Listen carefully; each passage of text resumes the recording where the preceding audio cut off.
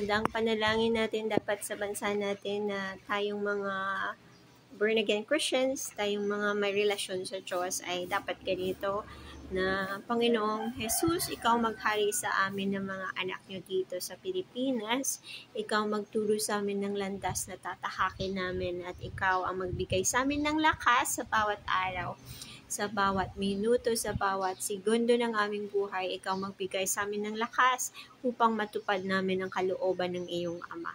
At i-bless mo, Lord Jesus, ang bawat area, ang bawat lugar na nasasakupan ng bansang ito, na malayo sa lahat ng kadiliman, malayo sa mga gawain ng kadiliman, at ang mga anak niyo ay lumago sa pananampalataya sa inyo.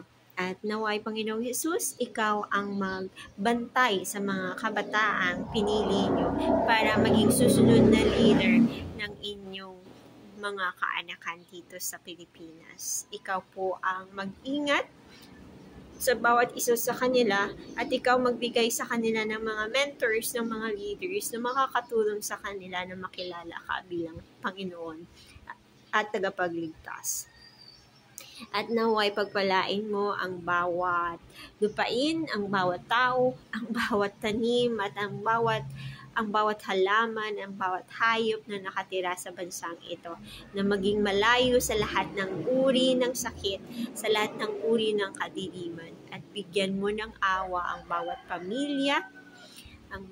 pamilya na nandito sa Pilipinas. Ikaw magbigay ng awa sa bawat isa, na ikaw ang Diyos ng awa, ikaw ang Panginoon ng awa, at nais mo na ibigay namin ang awa sa aming kapwa. So ngayon, Panginoong Jesus, hinihiling namin na ang awa niyo maghari sa bansang ito. Ikaw po ang maghari sa aming mga anak niyo nandito sa bansa na to. Ikaw maghari sa mga elders, Lord. Ikaw maghari sa mga leaders ng mga Christian churches. At ikaw maghari, Lord, sa lahat ng mga saints niyo dito sa bansang ito. Maging lahat ng mga missionaries na galing dito sa Pilipinas, ikaw din ang maghari sa kanila, Panginoon, at iligtas mo rin sila sa lahat ng uri ng panganib na nakaambang sa kanila sa araw na to. Maging kami, Panginoon, na nananalangin, ikaw ang mag-ingat sa amin, na magpatuloy kami sa inyo at hindi mawawala ang apoy na nasa puso namin para sa inyo. Maraming salamat, Lord, sa kabutihan mo. At maraming salamat, Lord, sa lahat ng mga bagay na ginagawa niyo para sa bansang ito, para sa aming mga anak niyo. Kayo rin po, Panginoon, ang magpala sa amin na makapunta kami sa mga lugar na nais yung puntahan namin para maging blessing kami sa mga lugar na yon. Maraming salamat, Lord, sa pagmamahal niyo sa aming mga anak niyo dito sa bansang to at sa lahat ng mga Pilipinong misyonaryo sa buong mundo. Ikaw po ang magbigay sa amin ng inyong Holy Spirit. Araw-araw, Panginoon, punuin niyo kami ng liwanag niyo at ng inyong Holy Spirit. Naway ang liwanag niyo ay maggumabay sa amin sa bawat desisyon ng aming buhay.